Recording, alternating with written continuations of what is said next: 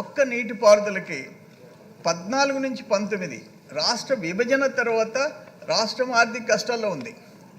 మా ప్రభుత్వం, ఆనాటి మన ప్రభుత్వం 63,000 కోట్లు ఖర్చు పెట్టింది ఇరిగేషన్లో.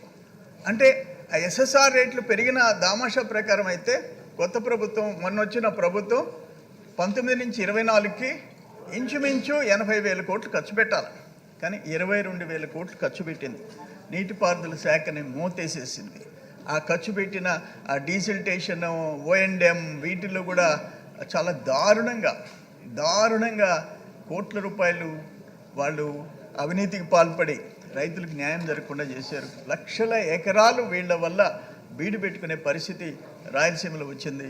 నేనే ప్రత్యక్ష సాక్షిని అధ్యక్ష. పోయి కాలువల మీద నిలబడి వాళ్ళు అన్ని లక్షల కాలువ మరమ్మతు చేసినామంటే ఆ గ్రామస్తులు పిలిచి ఈ పని చేశారా అంటే మా దగ్గరికే రాలేదయ్యా, మాకు తెలియదయ్యా, 5 ఏళ్లలో పని జరగలేదని చెప్పిన ప్రత్యక్షంగా మీడియా ముందు పెట్టిన పరిస్థితులు మీ అందరికీ నేను తెలియజేస్తున్నాను అధ్యక్ష. అదొకటి కాదు అధ్యక్ష, ఈరోజు నేనేమంటానంటే ఎస్సీ ఎస్టీ సబ్ ప్లాన్ దానికి ఒక వాల్యూ ఉంది, దాన్ని మూసేసేసినారు.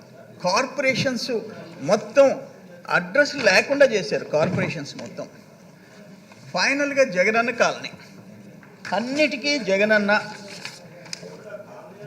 ఆఖరికి జగనన్న లేకపోతే మా బిడ్డ, మీ బిడ్డని లేకపోతే మీ అన్నని.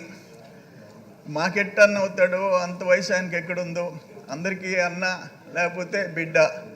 ఆ బిడ్డ పేదోళ్ళ బుడ్డ ముంచేసేసాడు అధ్యక్ష. జగనన్న తండ్రి లేని బిడ్డ ఓట్లు ఎంచుకునేటప్పుడు నేను జగనన్న కాలనీస్ విజిట్ చేశాను అధ్యక్ష. ఆ గిరిజనులు 3rd ఆప్షన్ కింద, ఎందుకంటే ఆ పేద గిరిజనులు కొంతమంది ఎస్సీలు వాటిని కట్టించుకోలేరు, వాళ్ళ వల్ల కాదు, అందుకని కాంట్రాక్టులకు ఇచ్చేసేసారు.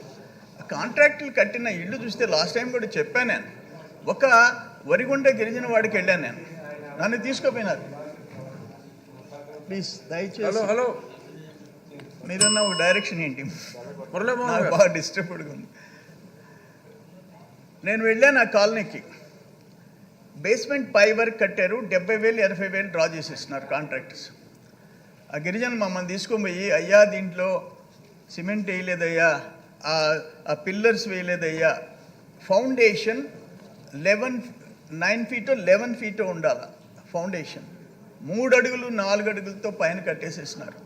ఆ తర్వాత వాళ్ళు వచ్చి అయ్యా దాంట్లో సిమెంట్ కలపలేదు అని సిమెంట్ కోడని నన్ను తన్నమంటే నేను చెప్పా, సిమెంట్ గోడని నేను తన్నేది, తంతే పడిపోతానంటే మేము పట్టుకుంటాం, నువ్వు పడిపోతే నువ్వు తన్నయ్యా అంటే నేను తంతే సిమెంట్ గోడ పడిపోయింది.